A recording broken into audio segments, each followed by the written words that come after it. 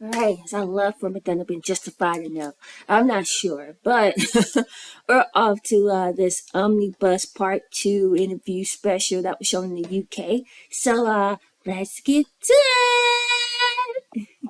It's more than a statement, it's a way of life.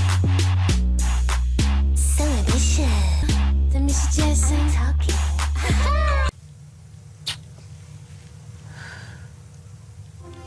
I mean, what does it feel like to be worshipped and adored? It feels great.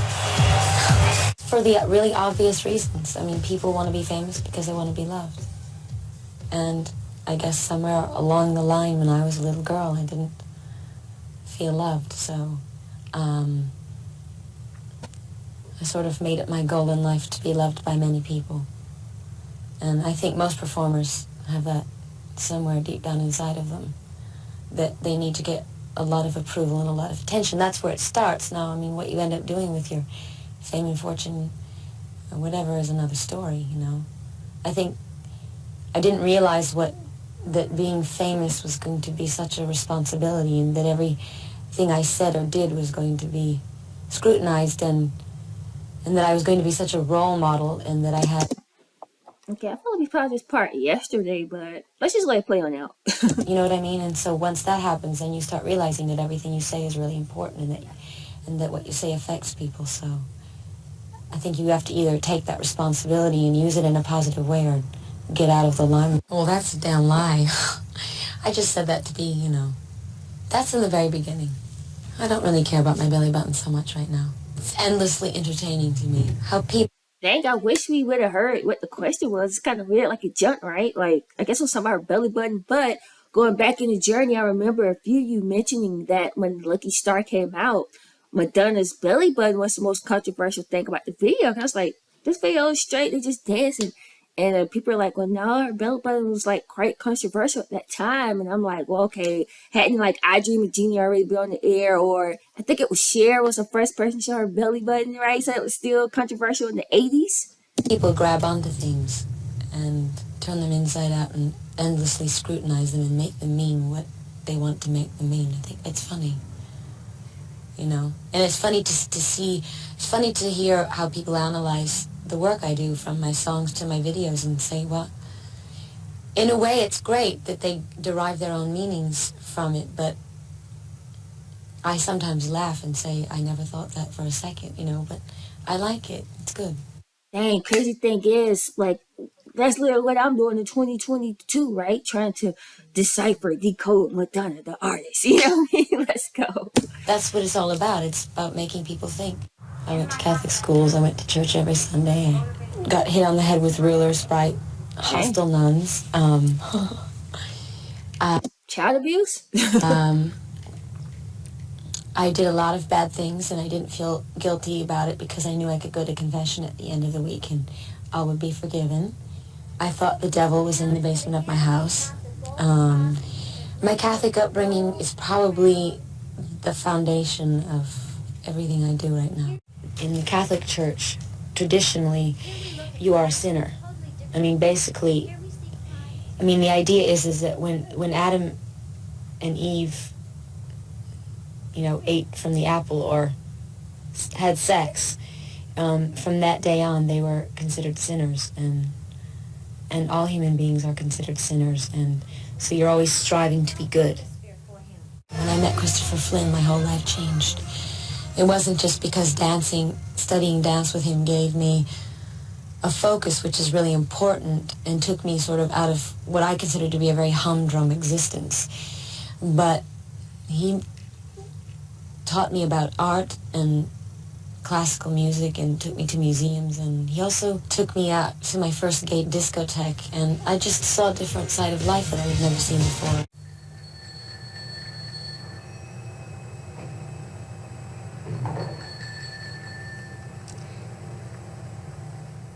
Christopher Flynn was the first person that told me I was beautiful, and that told me I was special, and that made me look at myself in a different way.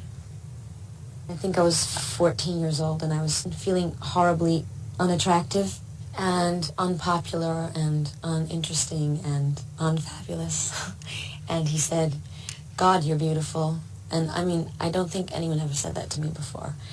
And I said, what? You know, and he made me appreciate beauty, but not in a conventional way, you know, like really about spirit and soul. I think I spent a lot of years hating my father when I first moved away from home for like forcing me, for being such a disciplinarian and forcing me to go to church and wear a dress all the time.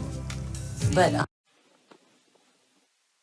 we got interruption, me and more so in the way. But again, my apologies. It seems like this part two is a lot of what we already saw, right? But all right, we're almost done, y'all. Let's keep watching. I guess the older I get, the closer I feel to him, and the more accepting I am of his, what I consider to be his shortcomings. It's a learning experience to deal with my fears, to deal with my past, to deal with my life, and express myself through my work. And, I mean, let's face it, it's not 100% autobiographical. I draw from things that have happened to me. I basically can't take a shit without reading about it. Everybody seems to know what I'm doing every day in my life anyway, so I might as well not be ashamed or afraid to approach it in my artwork. Isn't that the funny thing about like celebritydom, right? Like celebrity, like a being. Isn't that the funny thing about being a celebrity, right? I feel like since the advent of stars, right? Let's say old Hollywood, maybe even before that, is that, you know, when these stars in the thick of their success and like every day they're like, oh, I can't take it, yada yada yada. But it's when in those years when they, you know, get into a decline, it happens to every star. They miss that attention, right? And sometimes they do things, and people might argue today Madonna does things to just get people talking, right? To get some kind of attention. So to me, that's always interesting with celebrities. I already feel vulnerable. Press Madonna. to make you their What was darling, that? but they only want you to go so far, and then they sort of take pleasure in ripping you to shreds or tearing you down. But it's not really the press. It's like the publics need to do that too. I mean, people enjoy doing that. But that's like I think that's a basic human, like, primal interest, I think. I mean, I'm guilty of it too. Right away. Social media, right? Push myself so hard because I have demons. Because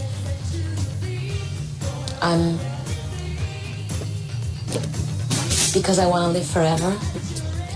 Because when I die, I don't want people to forget that I existed. Because I'm constantly looking for the truths in life, and maybe I'm afraid if I stop, I'm going to miss out on something.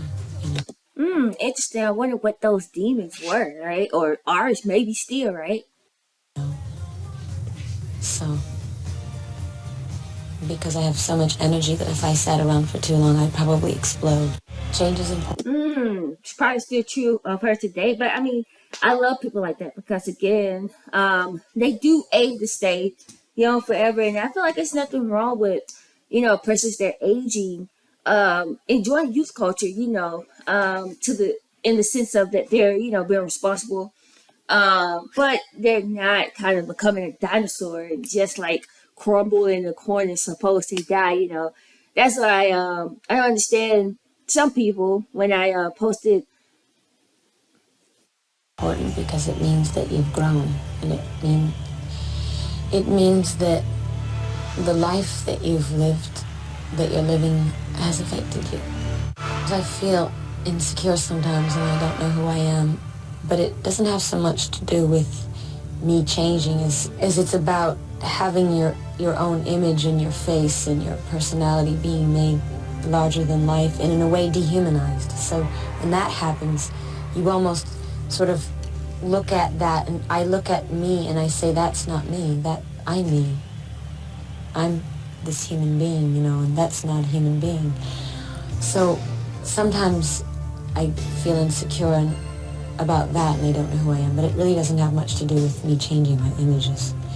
I read something um about Diana Ross, and I think it was like at the height of the Supreme success. Like she had like this kind of a breakdown in a sense because the Supremes, they were just killing it with Baby Love, Stop Your Name Love, and all that kind of stuff.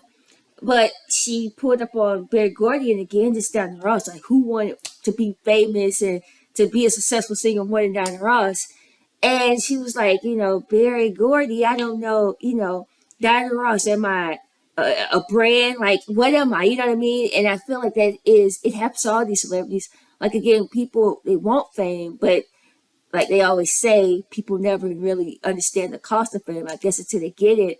And I imagine it is crazy to, have yourself as a brand and, people treat you like a brand, right? So again, it is dehumanizing. All of your feelings don't matter. Like we're talking about Madonna, and she's like, well, wait a minute, I am Madonna. You know what I mean?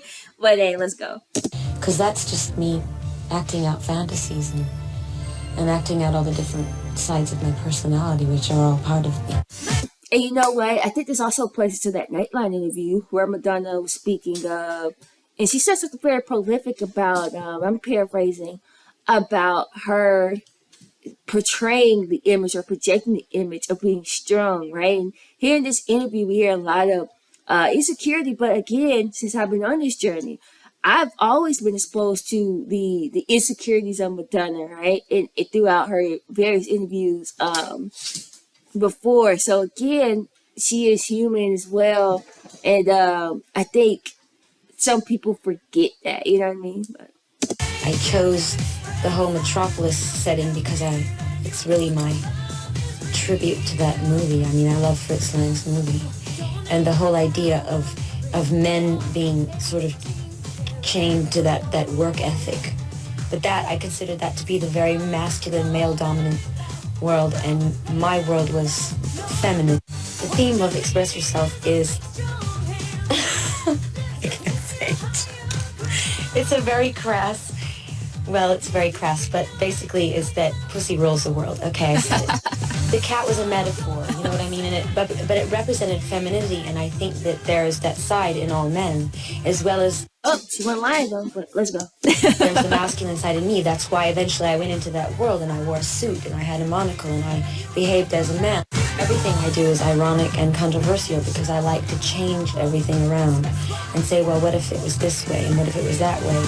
No matter how in control you think you are about sexuality or a relationship or a power struggle that exists in a relationship, there's always a certain amount of compromise that takes place and a certain amount of sort of being beholden to someone if you are in love with them.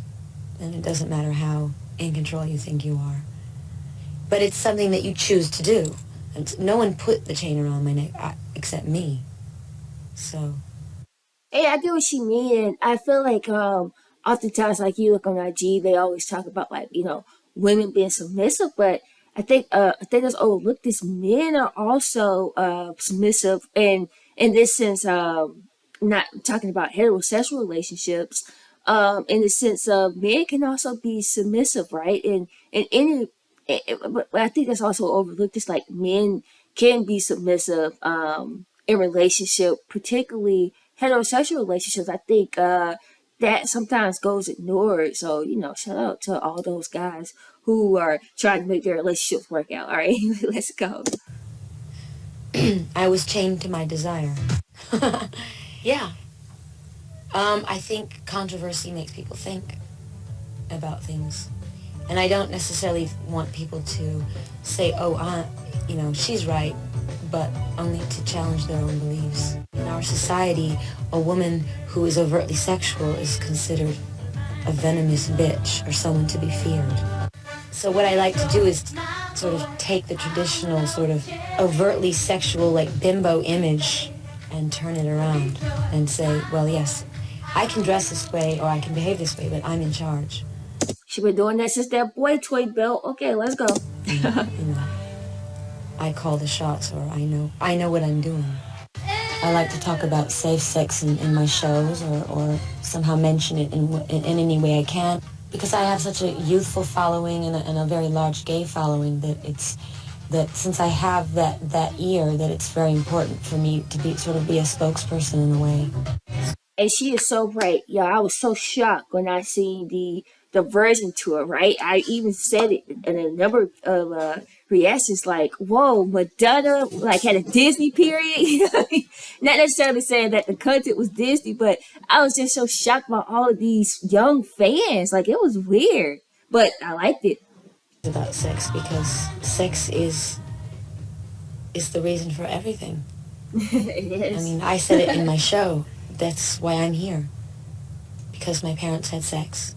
And everything that we do, you know, is sort of geared to that or about that or I mean, sex makes the world go round. I was exorcising myself of the guilt of the Catholic Church, meaning in the Catholic Church, sex is considered sinful unless you're married, and masturbation is certainly considered sinful. So first I was, I placed myself in a sexually dominant situation with men waiting on me, and I was masturbating. I know it was all fine until I started masturbating, and then when I started to do that, the men went away, everybody went away because they couldn't deal with my sexual explorations or whatever.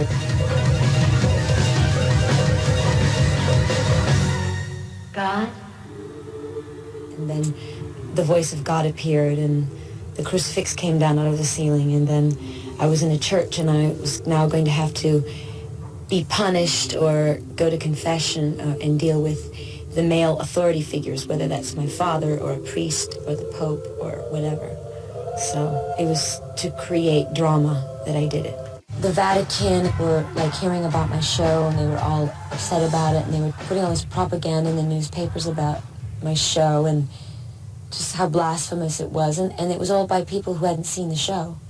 And I was enraged, completely enraged, because how dare they judge it without seeing it. Don't talk. If you talk, I will stop speaking, all right? Se parlate se ne va! Allora. Ready? Ready? I'm an Italian-American, and I'm proud of it. Sono un'italo-americana e ne vado fiera. Basically, the statement was about freedom of speech. Oh, she big man. And freedom of expression, artistic expression, and how important that was in society. Because if you don't have freedom of speech and expression, then you're basically living a fascistic life, and then really there's no reason to live if you can't say what you want to say. And my show, I really saw my show ultimately as a piece of theater that provoked thought and sort of took you on an emotional journey. I see happiness, I see sadness, I see sorrow, I see joy, I see, religious passion, and I see overt sexuality, I see, all these different things, and I was describing life. I wasn't saying you should live your life this way. I was presenting my point of view. But ultimately, I saw my show as a celebration of life. Would I consider running for office? No, because I've had too much sex. You're not allowed to have sex and run for office. So I don't think it's a possibility. Wow. Yeah, I just noticed her gap was closed up too. Interesting. All right, so here we go. Madonna step into the 90s with a new look. Yeah, I really enjoyed this. It's always interesting to hear the woman herself talk about things in a retrospective way, like the Express Yourself video. So that was pretty cool. And hear her thoughts on her own tour. That was also nice as well. All right, drop those comments below. Any nuggets, insights you took from this video, drop those comments below. All right. Ooh, is Truth or Dare coming up? I don't know, maybe. Stay tuned, guys. Everybody, if you haven't already, make sure you subscribe to my channel. If you are subscribed, make sure you join the channel. And if you'd like for me to react to a song outside of Madonna, hit me up on Patreon. The link is below. As well as if you're new to my Madonna journey, check out my Madonna playlist. I go all the way back to the demos, okay? And yes, don't you know, baby, you made my life much brighter, baby. Should have been on The 83 album, I still stand by that. That's right. But anyway, make sure y'all check out that playlist as well. All right, hope everybody's out there feeling good, staying safe, and I'm doing like Madonna. Bye, guys.